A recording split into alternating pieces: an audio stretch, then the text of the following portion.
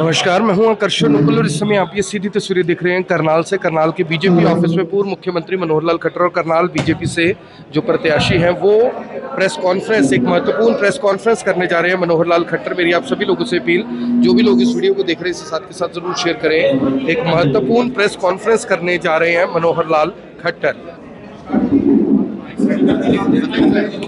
तो आप देख सकते हैं कि पूर्व मुख्यमंत्री मनोहर लाल खट्टर एक महत्वपूर्ण प्रेस कॉन्फ्रेंस करने जा रहे हैं और पत्रकारों के सवालों के जवाब देंगे। जैसा 2 महीने पहले लगभग आचार संहिता शुरू हुई थी, मुझे याद है कि हमारे यहाँ जो प्रदेश का यानी दायित्व परिवर्तन हुआ 11 मार्च की बात है।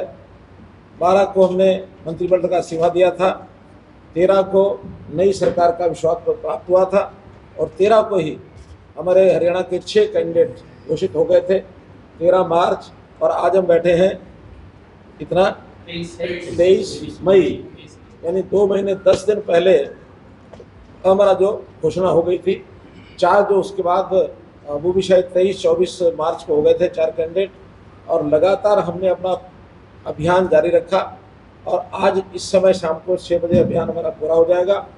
मुझे इस बात का संतोष है कि जितना हमने अभियान चलाया, पूरे विधानसभा क्षेत्र में विधानसभा अनुसार रैलियाँ की, नामांकन कराए और हमारा मुख्यमंत्री और मेरा कुल मिलाकर 106 कार्यक्रम हुए, जिसमें 90 विधानसभाएं, साथ में कुछ नामांकन के अलग से कार्यक्रम थे।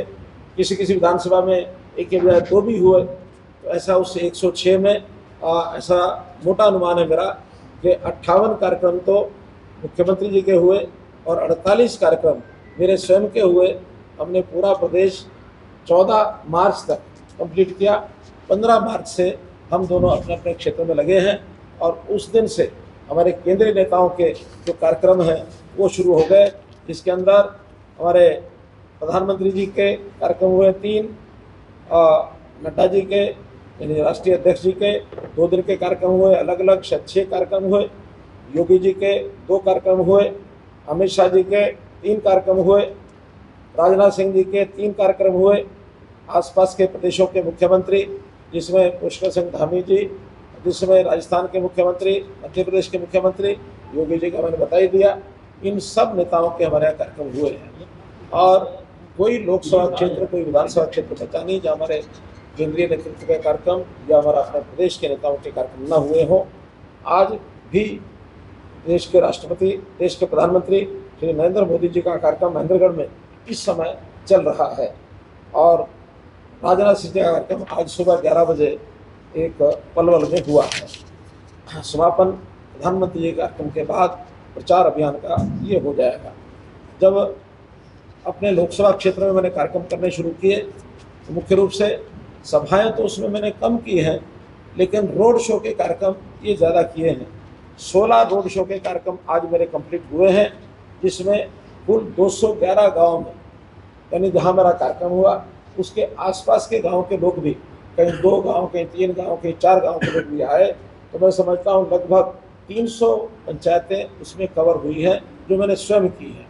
इसके अलावा जो शहर की बस्तियां हैं, शहर के कार्यक्रम हैं, वो कार्यक्रम इसके अलग हैं, चाहे वो पानीपत शहर में हुए हों, पानीपत ग्रामीण की बस्तियों में हुए हों, करनाल नगर के कार्यक्रम हुए हैं, अथवा हमारे 6 और क्लस्टर कार्यक्रम हुए थे कस्बों के, जिसके अंदर इंद्री है, जिसमें नीलोखेड़ी है, जिसमें लिसिंग है, जिसमें झोंडा है और असंध है, फिर हमारा समालखा है, इसराना मतलोडा है। तो ऐसे हर एक यानी शहर छोटा बड़ा उसके कार्यक्रम अलग हुए हैं।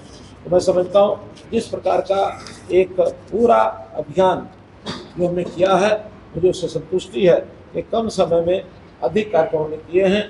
थोड़ा शरीर बीच में कभी जो काम है तो कभी दस्त है तो कभी गले का मामला है, ये सब चलता रहा है, लेकिन मैं अपने शरीर को, इन अंगों का काम अलग मानता हूँ, बाकी शरीर का अलग मानता हूँ।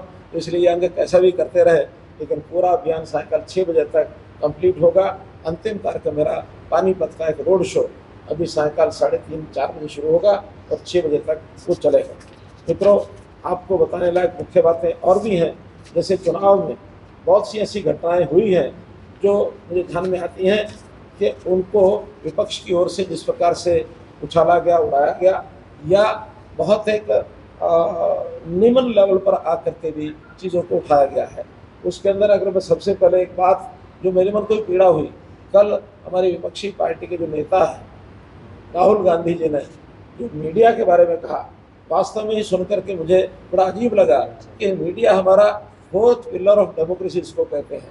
उसके बारे में कल उन्होंने संबोधन में शो में कहा, मैं सुन रहा था रात को। मेरे प्यारे मित्रों, मेरे प्यारा मीडिया के मित्रों, और साथ ही जोड़ते हैं कि मीडिया के लोगों को मित्र कहना तो पड़ता है, लेकिन ये मित्र हैं नहीं। और ये जो लोग हैं ये ऐसा लिखते हैं, वैसा लिखते हैं, ये लिखते हैं, वो लिखते हैं। देखिए, सीधा सीधा जैसा एक बोलने की स्वतंत्रता या लिखने की स्वतंत्रता मीडिया को होती है, मीडिया की अपनी मर्यादाएं हैं, उन मर्यादाओं के अंतर्गत सब लिखते हैं, अच्छा लिखते हैं, ठीक लिखते हैं। आलोचना भी पढ़ना, सुनना यह आदमी का मादा होना चाहिए। आखिर तो इस प्रकार का कह करके उन्होंने लोकतंत्र के खिलाफ एक ऐसी बात कह दी जिससे इमरजेंसी की याद आती है। 1975 में अगर सबसे बड़ा कोई घिनौना काम कांग्रेस ने किया था तो मीडिया के गले में एक फंदा लगाया था कि मीडिया ये नहीं बोल सकता, ये नहीं लिख सकता, और इसका परिणाम आप लोगों को सबको मालूम है मित्रों। इसलिए मैंने तो इसको बहुत गंभीरता से लिया है। मुझे मालूम नहीं हमारे मीडिया के किसी व्यक्ति ने, किसी घराने ने इसको इस ढंग से लिया कि नहीं लिया, लेकिन कोई अच्छी बात नहीं कही है। हम लोगों ने अपनी सरकार के जितने काम हैं वो तो जिसको कहना चाहिए एडिशनल बताए हैं, क्योंकि लोकसभा के चुनाव में भी केंद्रीय योजनाओं के साथ साथ प्रदेश की योजनाओं को सुनना चाहते हैं। वास्तव में तो लोकसभा का चुनाव है, ये केंद्र में एक केंद्रीय सरकार के बनाने के लिए है। हमारी अपील जो हमने की है कि मोदी जी एक बहुत ही बलशाली और एक बहुत सूझबूझ वाले प्रधानमंत्री सिद्ध हुए हैं, जिन्होंने देश की वर्षों पुरानी समस्या है, चाहे वो राम जन्मभूमि की हो, चाहे वो धारा 370 की हो, चाहे वो 3 तलाक की हो, ये ऐसी ऐसी समस्याएं थी जिनके बारे में मोदी जी ने इनको हल किया। कांग्रेस डराती थी, कांग्रेस कहती थी इन बातों को अगर छेड़ दिया तो गृह युद्ध हो जाएगा, तो उनकी नदियाँ बह जाएंगी। लेकिन इतनी सूझबूझ से सारे काम किए, देश के ही लोग नहीं दुनिया के लोग भी आज मोदी जी के कायल हैं, और दुनिया की समस्याओं को कैसे हल किया जाए ये मोदी जी से परामर्श करते हैं, मोदी जी से सहयोग मांगते हैं। इसलिए मित्रों, मैं तो मोदी जी के विषयों को जनता के सामने रखा है, और जनता इसमें अपना समर्थन जाहिर करती है कि मोदी जी ने जिस तरीके से इन सारी बातों को किया है, न केवल ये वैचारिक विषय बल्कि आम जनता के लिए, गरीबों के लिए भी उन्होंने जितने काम किए हैं वो सारे लोग भी आज याद करते हैं। इंफ्रास्ट्रक्चर, सड़कें हैं, रेलवेज है, यानी वायुयान है, टेक्नोलॉजी है, IT है, इन सब चीज़ों को किस प्रकार से डिजिटलाइजेशन, डिजिटल इंडिया के माध्यम से चीज़ें आगे बढ़ाई गई हैं, इससे भी जनता को बहुत लाभ हुआ है। प्रदेश की बातों में अगर आप पूछें तो हमने सारे अभियान में एक ही बात पूछते थे कि 10 साल पहले नौकरियां और आज की नौकरियां, सामान्यतः हर गांव वालों ने कहा कि कहीं 20, कहीं 40, कहीं 50, कहीं 60, कहीं 200, यानी 100 से ऊपर भी नौकरियां एक एक गाँव में लगी हैं, इसका कोई उनका खर्च नहीं हुआ है। ये बहुत बड़े ऐसे विषय हैं जो लोगों के मन के अनुसार, उनके अनुकूल हैं, उनको अच्छे लगे हैं, उनको भाए हैं। मैं तो इस सारे हिसाब से यानी मैं अपना एक विश्वास जाहिर कर सकता हूँ कि 25 मई को और हरियाणा की जनता 10 की 10 लोकसभा और एक अपनी विधानसभा का बाई इलेक्शन, 11 की 11 सीटें भारी मार्जिन से कमल के फूल के हिसाब के ऊपर दबाकर और भारी मात्रा से वोट देकर और भारतीय जनता पार्टी के 11 कमल खिलाएंगे, और हम जो है मोदी जी को ये कमल खिला करके देंगे। हरियाणा की जनता कांग्रेस के वो ज़माने को याद करती है जब प्रदेश में भ्रष्टाचार था, भाई भतीजावाद और किस प्रकार की जातिवाद की राजनीति, जिसको मैंने 2014 में तोड़ने की बात की थी। इसी करनाल की भूमि से मैंने कहा था हरियाणा एक, हरियाणवी एक, और इसका असर आज दिख रहा है। जिस जातिगत पॉलिटिक्स में हमारी ये पार्टियाँ लगी रही, बंधी रही, उसके हिसाब से और हम आज हम देख रहे हैं कि युवा वर्ग उन सब चीज़ों से बाहर है, उभरा हुआ है। बहुत नए लोग भी इस अभियान में और पार्टी के साथ जुड़े हैं।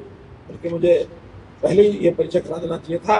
आज भी आपके सामने एक परिचय तो कल ही जिन्होंने भारतीय जनता पार्टी ज्वाइन की है, राजेंद्र आर्य ये बैठे हैं, मेरे साथ बैठे हैं। ये स्वयं प्रत्याशी थे विधानसभा इस उपचुनाव में करनाल में। इंडिपेंडेंट इन्होंने पर्चा भरा हुआ था, लेकिन उन्होंने कहा कि मुझे भारतीय जनता पार्टी की नीति में विश्वास है, और इन्होंने चूँकि अब फॉर्मली वो तो कर नहीं सकते विड्रा, लेकिन इन्होंने समर्थन देने की घोषणा की है और भारतीय जनता पार्टी की फेवर में एक प्रकार से क्या बोलते हैं उसको, रिटायर हो गए। तो अब मेन कंटेस्ट से रिटायर होकर के उन्होंने भारतीय जनता पार्टी को भी ज्वाइन किया है। 1 मिनट की बात आपको बता दो। जी, सभी को नमस्कार। तेज बोलना थोड़ा।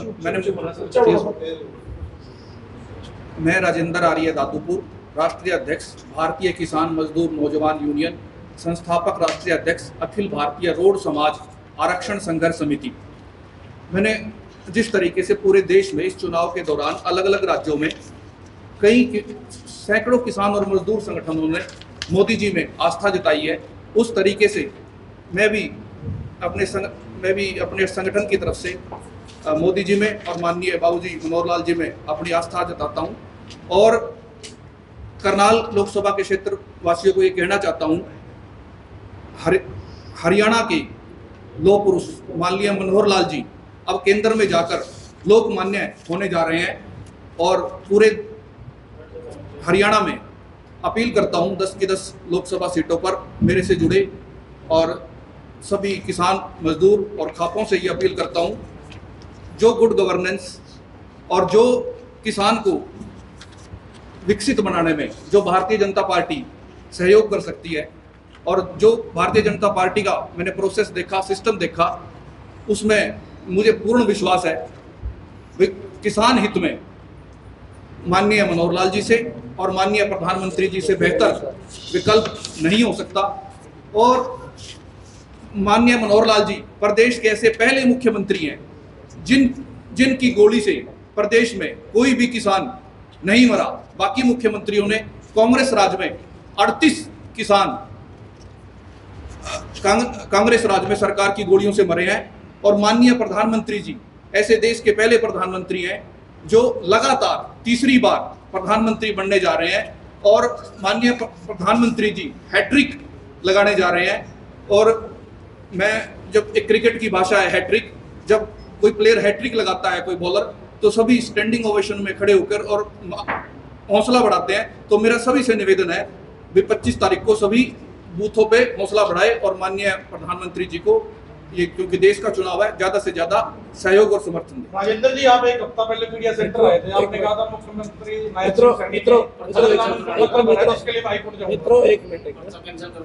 एक मिनट आपने कहा था मैं हाईकोर्ट जाऊंगा, एक हफ्ता पहले सुनिए बात में प्रश्न करेंगे। 2-3 विषय और निकाल लेता हूँ। देखिए मित्रों, 2 दिन से जिस प्रकार की हरकतें, जैसे मैंने पहले कहा था, हमारे विपक्षी दल निकाल रहे हैं, उसमें एक विषय तो ये निकाला गया, यानी कैसे इमोशनल भाषण दे करके और लोगों को बरगलाया जाता है कि दिल्ली का पानी हरियाणा ने कम करना है। ये कहा गया ना, मेरा ये कहना है कि ये सुप्रीम कोर्ट के निर्देश अनुसार जितना पानी वहाँ देना होता है उतना पानी हम देते हैं। वहाँ 2 रिजर्वायर हर समय भर के देना होता है, हैदरपुर और वजीराबाद। ये हैदरपुर वजीराबाद के दोनों रिजर्वायर भर के हम देते हैं, लेकिन इन्होंने वो पानी जो हैदरपुर और वजीराबाद को दिया जाता है उसको बीच में से ही काट करके ये अलग अलग स्थानों पर भेजने लग गए हैं, जबकि इनका शेयर से ज़्यादा पानी सुप्रीम कोर्ट के आदेश के अनुसार आज भी हम देते हैं। गर्मी के दिनों में, हालांकि गर्मी जब नहीं होती है तो हमारे पास और अतिरिक्त पानी होता है, इनके कहने पर हम वो भी देते हैं कि दिल्ली के पानी की व्यवस्था वो पूरी हो जाए।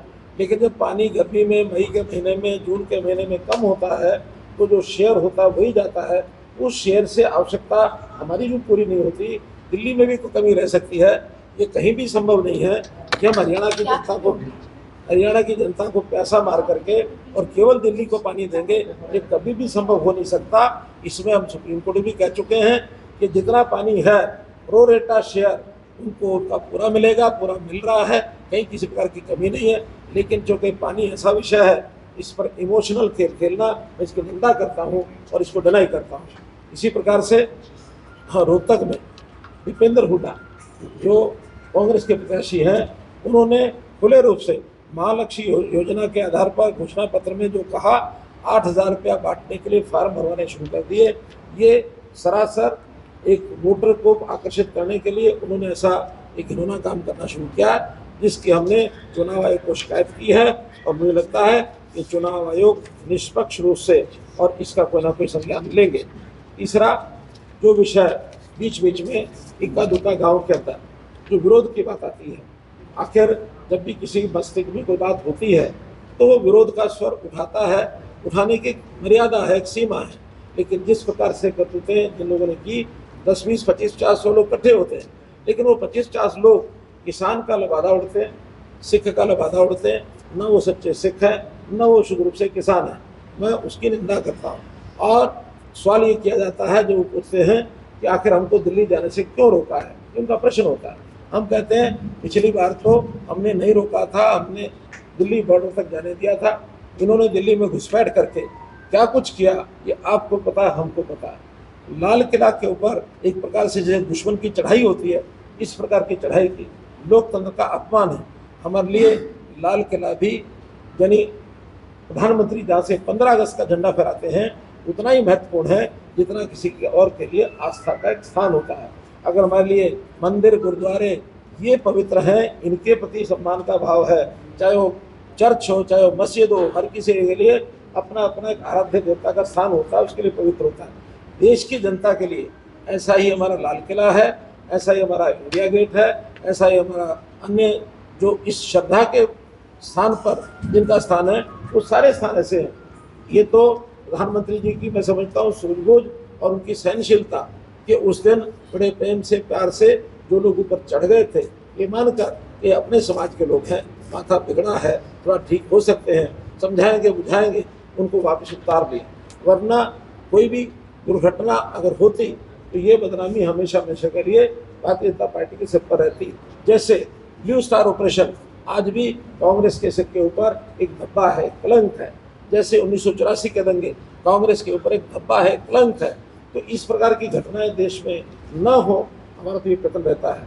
अगर इस प्रकार की घटना करने वाले दिल्ली वहाँ जाके कर सकते हैं, तो आखिर हमें भी एडमिशन चलाना आता है। हम पंजाब के ऐसे किसान जो लबादा उड़े हुए हैं, कोई किसान नहीं है। किसानों को तो प्रधानमंत्री जी ने भी और हमने भी हरियाणा सरकार से इतनी सुविधाएं दी हैं। आज हरियाणा का किसान हमारे साथ है। अगर उनको हमने रोका तो इसलिए कई इस प्रकार की घटना फिर से दिल्ली जाके करते हैं, उचित नहीं है। आने जाने के यातायात के साधन खुले हैं, बसों में जाओ, अपनी कारें लेके जाओ, रेलगाड़ी में जाओ, प्लेन में जाओ, लेकिन आप ट्रैक्टर के आगे हथियार बांध करके और एक हमला करने की जैसे मुद्रा होती है, इस प्रकार का एक प्रदर्शन करके जाएंगे तो कभी किसी को अलाउ नहीं किया जाएगा। ये लोकतंत्र का एक विरोधी स्टेप लेने वाले ही लोग हैं। ये ना किसान हैं, ना ये सिख हैं। कुछ सिख बंधु भी हमारे ये कहते हैं नहीं, सिखों को वहाँ नहीं जाने दिया। कुछ किसान कहते हैं हम किसानों को वहाँ नहीं जाने दिया। मेरा कहना है किसान के नाम से हमारे आदरणीय अन्नदाता है। सिख हमारी कौम का एक शिरमौर कौम है, इसका मैं सम्मान करता हूँ। हमने सिखों के कार्यक्रम पहले भी किए हैं और अभी भी आधे घंटे बाद एक बड़ा सिखों का कार्यक्रम मेरा है। और आपकी जानकारी के लिए सिख भी 2 तरह के होते हैं, केशधारी सिख, एक सहजधारी सिख। आपकी जानकारी है कि नहीं है? मैं केशधारी सिख तो नहीं हूँ, लेकिन सहजधारी सिख हूँ। मैं सिख परंपरा को मानता हूँ।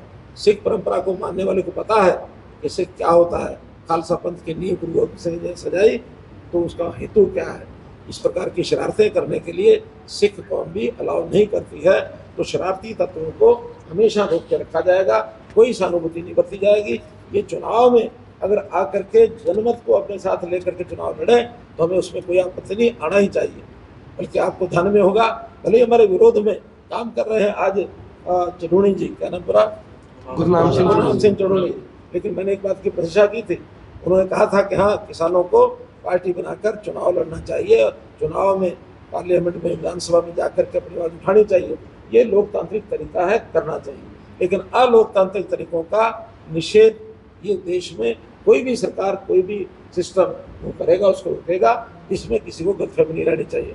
आपने राजेंद्र सिंह जी से एक बात पूछी, ठीक है, राजेंद्र सिंह जी का मन कहीं और था, लेकिन जब मन बदल जाए तो पिछले मन की बातों पर रोक लग जाती है, नहीं पूछनी चाहिए। धन्यवाद। मुख्यमंत्री जी, कल मराठा वीरेंद्र वर्मा ने बयान दिया है पंजाबी समुदाय को लेकर, किस तरह से देखते हैं? उन्होंने कहा पंजाबियों ने 9.5 साल लूटा है, आगे भी लूटेंगे, और अगर वो दोबारा बन जाते हैं तो रोड समाज को यानी कि थूकना, इस तरह की बातें की है।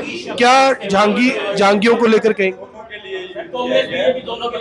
कांग्रेस और बीजेपी दोनों के प्रत्याशियों के लिए इस्तेमाल किए शब्द। देखिए, मर्यादाएं हर चीज की होती हैं। लोकतंत्र में चुनाव लड़ना एक बात है, अपना विचार प्रकट करना उसकी स्वतंत्रता सबको है, लेकिन इसमें भी मर्यादा है। अगर मर्यादा को कोई उल्लंघन करेगा, एक सीमा पार करेगा, तो एडमिनिस्ट्रेशन उसका कोई भी जो लेना होगा एक्शन तो वो लेंगे। और अगर उस मर्यादा को वो नहीं लांघते हैं, केवल बोलते हैं, अभद्र भाषा का प्रयोग करते हैं, तो ये जनता की अदालत में जाएंगे, जनता उसका संज्ञान लेगी, जरूर लेगी। मैं उस पर कोई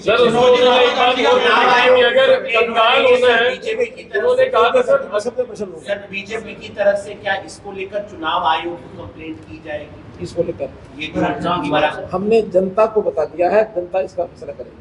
सर, उन्होंने ये भी कहा था कि अगर कंगाल होना है तो जंगियों को वोट डाले, और अगर माला माल होना है तो मुझको वोट डाले। इस पर कह रहा हूँ, ये जनता इसका जो है वो संज्ञान लेगी, क्योंकि इस प्रकार के ओछे बयान तो ये तेरा अकेले ये नहीं, आखिर कांग्रेस भी क्या दे रही है?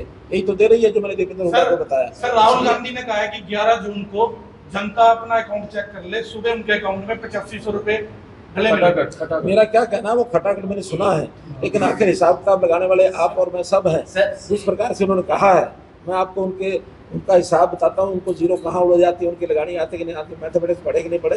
तो पंजाबी में कहते हैं ना, छोले दे के 10वीं पास की है। तो इसलिए उन्होंने कहा कि 1-1 लाख रुपया देंगे महिलाओं को और नौजवानों को। अगर महिलाओं को नौजवानों को 1 लाख रुपया साल का देने लग गए, तो मैं पूछना चाहता हूँ, ऐसी महिलाएं और ऐसे नौजवान कितने हैं? 8,500 तो बता दिया, ये बताएं कितने के खातों में वो डालेंगे? अगर वो कहेंगे 10 लोगों के 20 लोगों के खाते में डालेंगे तो डाल सकते हैं, कोई दिक्कत नहीं। लेकिन अगर इस संख्या का अनुमान भी आप लगा लें, ये संख्या बनती है लगभग 40 करोड़। 40 करोड़ संख्या बनती है, और 40 करोड़ को 1-1 लाख रुपया साल का देंगे तो कुल कितना पैसा हो गया? 40 लाख करोड़। 40 लाख करोड़। देश का बजट कितना है? अगर किसी ने आप लोगों में से अध्ययन किया तो बताइए कितना? 46 लाख करोड़। 46 लाख करोड़ में से अगर 40 लाख करोड़ रुपया इस ढंग से देंगे तो बाकी देश कहाँ जाएगा? देश का क्या कंगाल करेंगे देश को? देश में आर्मी भी है, देश में पहले से जो स्कीमें गरीबों के हक में चलती हैं, पहले से स्कीमें जो किसानों के हक में चलती हैं, सारी बंद कर देंगे क्या? और आर्मी की सब आर्मी को वापस विड्रा करके उनको बेरोजगार कर देंगे क्या? रेलवे को ठप कर देंगे क्या? जो और जो केंद्र की योजनाएं कितनी चलती हैं, कितने रिसर्च के काम चलते हैं, कितना एजुकेशन पर लगता है, कितना उनका हेल्थ पर लगता है। ये जो हेल्थ का आपका कितना बजट होगा, कम से कम ये जो आयुष्मान भारत का बजट, ये इसका मतलब सारी स्कीमें बंद करेंगे। 48 लाख करोड़ में 40 लाख करोड़ इस एक स्कीम में देने से उनके मैथमेटिक्स की कल्चर, मैथमेटिक्स का ज्ञान ये ध्यान में आता है। ने एक बयान दिया है धीरेन्द्र शास्त्री के खिलाफ, उनके कहा कि वो पागल कह रहे हैं, लेकिन उन्होंने उसको पागल कहा है। देखिए, कुल मिलाकर के बयानबाजी उनकी आपस में एक दूसरे के खिलाफ है। मुझे जहाँ तक ध्यान है, संतों ने शायद इस बयान की निंदा की है। धीरेन्द्र ब्रह्मचारी के खिलाफ, धीरेन्द्र शास्त्री के खिलाफ उन्होंने जो बोला है, ये संतों का अपमान है, नहीं होना चाहिए। संत हमारे ऐसे होते हैं जो समाज में जागरण करते हैं, समाज में नई पीढ़ी को या बाकी सबको भी संस्कार देते हैं, ठीक दिशा में चलने के लिए उनकी प्रेरणा रहती है। संतों के प्रति समाज का आदर है। संतों का कोई अपमान करेगा तो इस देश में उसका कोई स्थान नहीं। राहुल गांधी के आगे रावदान सिंह और किरण चौधरी आपस में भिड़ते हुए नजर आए, एक दूसरे की शिकायत कर रहे थे, उनकी बेटी का टिकट कटा। हमें तो फायदा है इसका, हमें फायदा है इस प्रकार से। अगर कांग्रेस के लोग मंचों पर लड़ते हैं तो कहीं ना कहीं अंदर खाते वो संदेश दे गए हैं। इस मामले में उनके घर की लड़ाई अगर होती है तो मुझे क्या नुकसान है? मोदी झूठे आंसुओं से जनता को ब्लैकमेल कर रहा है, रो रो कर दिखा रहा है चुनाव में। मैं बताया ना, जिस प्रकार से राहुल गांधी ने किया है, ऐसा आंकड़ा हमने कभी नहीं बताया है। हमने तो जो कहा है उसको पूरा करके दिखाया है। अगर आयुष्मान भारत 5 लाख रुपए का बीमा करके दिखाया, आज लाखों लोगों को कम से कम 900 करोड़ रुपया तो हरियाणा दे चुका है, केंद्र से ही आया वो पैसा। हरियाणा के मरीजों को इलाज के बाद 900 करोड़ रुपया दिया जा चुका है। हमने अगर किसानों की फसल बीमा योजना लागू की है, इसके अंदर भी हजारों करोड़ रुपया जा चुका है। हम लगातार इन योजनाओं पर पैसा दे रहे हैं, और दे रहे हैं ऐसा नहीं है, हमने व्यवस्थाएं ऐसी बनाई हैं कि उसमें रेवेन्यू भी हमको पर्याप्त आता है। 2017 के अंदर आपको पता है मोदी जी ने जीएसटी का एक प्रावधान किया था, विरोध हुआ था, खूब हुआ था, लेकिन आज वही हमारे व्यापारी भाई कहते हैं इससे बढ़िया और कोई व्यवस्था हो नहीं सकती। और आपकी जानकारी के लिए उस जीएसटी में पिछले महीने का रिकॉर्ड है 2 लाख करोड़ रुपया एक महीने में रेवेन्यू आया जीएसटी का। हम लेते भी हैं, देते भी हैं, हम फ्री नहीं बांटते हैं। हम महिलाओं को 1-1 लाख रुपया लखपति दीदी के नाम से सेल्फ हेल्प ग्रुप में काम करेंगी, उनका सामान वो बनेगा, बाजार में बिकवाएंगे। करनाल में साझा बाजार खोला गया है, और मुझे लगता है उसमें कुछ बहनों ने, कुछ ग्रुप्स ने उसका लाभ उठाया होगा। हमने ड्रोन दीदी कहा है, तो ड्रोन की ट्रेनिंग देंगे, केवल ड्रोन देंगे ताकि उसका उपयोग वो कर सकें। कमा के खिलाने में हमको कोई दिक्कत नहीं है, लोगों को हुनर स्कीम देने में कोई दिक्कत नहीं है, मुफ्त बांटने में भैया कोई भी इसके लिए तैयार नहीं है। और ये जो आंकड़े जो मुफ्त के देते हैं, हम आंकड़े देते हैं काम के। हम काम के नाते से आखिर करोड़ों लोगों के घरों में शौचालय बनवा के दिए कि नहीं दिए। आज कोई घर ऐसा नहीं है देश का, प्रदेश नहीं देश का, जिसके घर में शौचालय नहीं है। आज कोई घर नहीं है देश का ऐसा जिसके घर में सिलेंडर नहीं है, गैस का सिलेंडर नहीं है। आखिर हम करके आंकड़े बताते हैं, हवा में नहीं फेंकते हैं। राजनाथ सिंह कह रहे हैं कि आप सिर्फ सांसद नहीं बन रही हैं। राजनाथ पूरे चुनाव के अंदर लोगों के बीच जा जाकर चुनावी माहौल जानने का प्रयास किया है। लोगों के मन में आपकी एक ईमानदार छवि, और कहीं ना कहीं बिना खर्ची पर्ची का मामला बहुत ज्यादा इस बार कहीं ना कहीं लोकसभा में बड़ा ज्यादा मुद्दा बन रहा था। अच्छी बात है। मुख्यमंत्री जी, फोन आ रहे हैं, आप कमल को वोट दीजिए, आपको फ्री बिजली की सुविधा दी जाएगी। करनाल शहर के लोगों के फोन आ रहे हैं, मैं बता रहा हूँ, कमल का बटन दबाने पर फ्री बिजली की सुविधा दी जाएगी। मैं बता रहा हूँ, हम केवल मुफ्त नहीं देंगे, बल्कि कुछ ना कुछ पैसा गरीबों के घर भेजेंगे। सुन लीजिए कैसे स्कीम बनाई है प्रधानमंत्री जी ने, कि सोलर के जो सिस्टम है हर घर के ऊपर वो लगाया जाएगा। उसके कारण से बिजली पैदा होगी, और उस बिजली का जितना उत्पादन है उसमें जो घर में खपत होगी वो फ्री जीरो बिल हो जाएगा।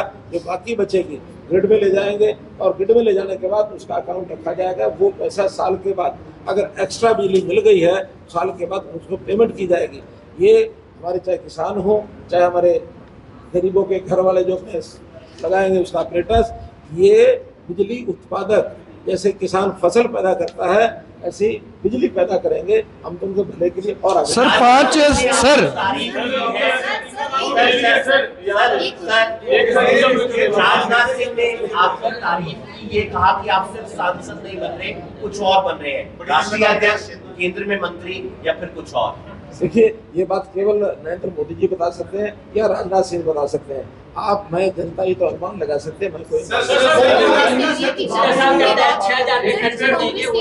जून के बाद अग्निवीर को कूड़े में डाल दिया जाएगा, क्या किया जाएगा? अग्निवीर योजना को कूड़े में डाल दिया जाएगा। अगर वो अग्निवीर को कूड़े में डालेंगे तो जनता उनको पहले कूड़े में डालेगी। अगर वो कूड़े में चले गए, ताकि किसी बात की चिंता नहीं, ना नौमन तेल होगा, ना राधा, ना चले। सर एक सवाल है, 5 चरणों के चुनाव में वोटिंग काफी कम हुई है। 5 चरणों के चुनाव में हरियाणा में हीट वेव चल रही है। 6ठे चरण के चुनाव में लोगों से कुछ अपील करेंगे, क्योंकि सबसे बड़ा लोकतंत्र का पर्व है जो चुनाव हो रहे हैं परसों।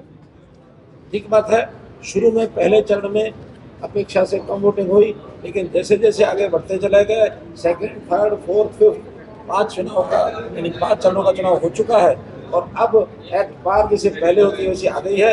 बात ठीक है, हीट वेव है, इसका हमको एक्स्ट्रा एक ध्यान रखना पड़ेगा।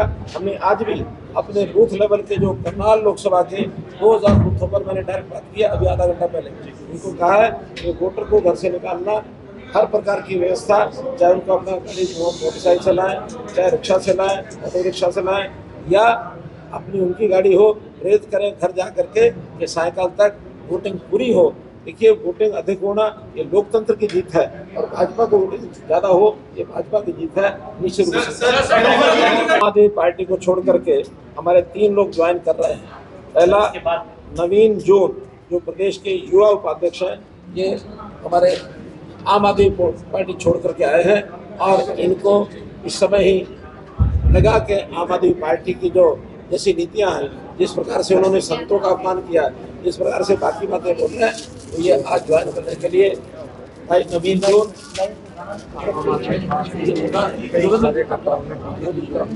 तो आप देख सकते हैं कि आम आदमी पार्टी छोड़कर नवीन जून हैं, उन्होंने बीजेपी का दामन थामा है पूर्व मुख्यमंत्री मनोहर लाल खट्टर के सानिध्य में। और मनोज सैनी हैं, इन्होंने भी आम आदमी पार्टी का दामन छोड़कर बीजेपी का दामन थामा है।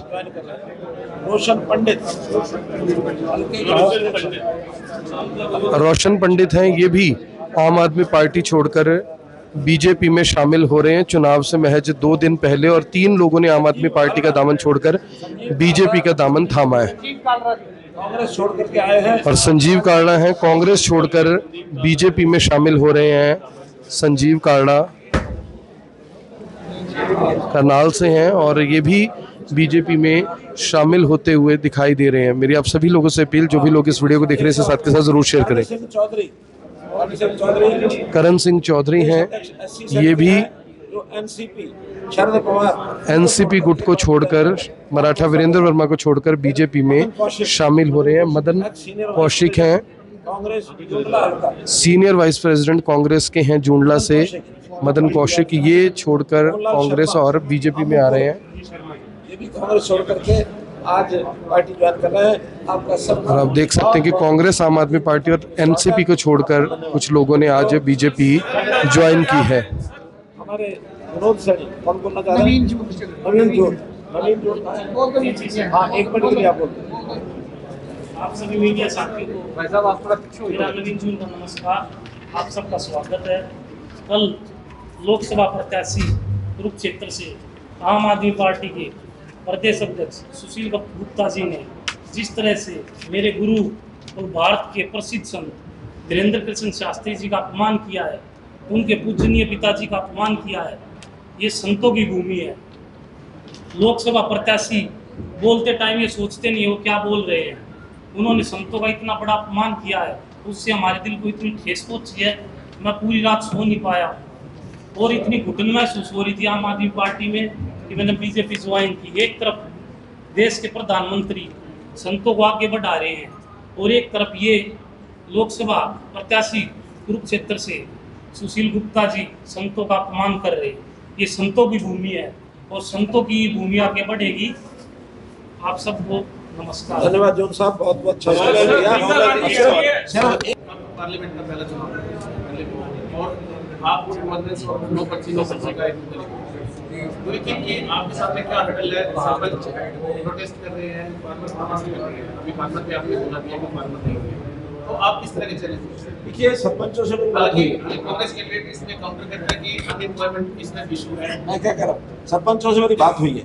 सरपंच कुल मिलाकर के जो पहले सिस्टम थे, उस सिस्टम से कोई बहुत प्रसन्नता जनता में भी नहीं थी, हमारे में भी नहीं थी, लेकिन एक मजबूरी से चलाए आ रहे थे। हमारी सरकार का इकबाल है कि हम ट्रांसपेरेंसी लेके आएंगे, हम भ्रष्टाचार नहीं होने देंगे। इसके कारण से कुछ व्यवस्था परिवर्तन किए।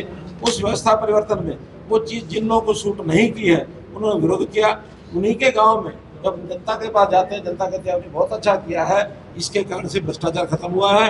और बहुत ऐसे भी यानी सरपंच हैं जिन्होंने हमारे समर्थन में आज भी खड़े हैं, क्योंकि सरपंचों की मीटिंग मेरी भी हुई है करनाल में भी, पानीपत में अलग से, वो भी कर रहे हैं। तो सरपंचों का एक डिवाइडेड जो हाउस है, उसमें ज़्यादातर सरपंच हमारे साथ हैं। हमारे साथ जो एक्स सरपंच हैं वो भी पर्याप्त मात्रा में हैं, बल्कि जहाँ सरपंच है वहाँ की जनता यानी उनके साथ जा नहीं रही है, क्योंकि उनका अपनी दुख की बात है मन में। वो भ्रष्टाचार हम करने नहीं देंगे, खुल करके हमने कहा है। फिर भी डेमोक्रेसी है, जो जहाँ जाएगा जाएगा, हमें उसमें दिक्कत नहीं।